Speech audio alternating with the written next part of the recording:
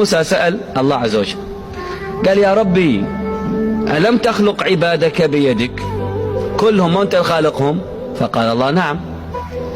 فقال موسى يا ربي لما لم تدخلهم جنتك؟ نفس السؤال. فما كان جواب الله. قال الله عز وجل لموسى يا موسى ازرع زرعا، فزرع موسى زرع وسقاه ونبت الزرع، ويوم جاء وقت الحصاد موسى نسي السؤال، وجاء وقت الحصاد وجاء موسى للزرع وحصده. صار في الزرع شيء صالح حط على جنب، وشيء غير صالح حط على جنب ووقد في النار. فنادى الله عز وجل يا موسى، قال لبيك يا رب. قال لم تزرع زرعك بيدك؟ قال بلى. قال فلما أحرقت بعضه بالنار واصطفيت بعضه لك؟ قال يا ربي اصطفيت الصالح لنفسي وأحرقت الذي لا يصلح. قال كذلك أنا أفعل بعبادي.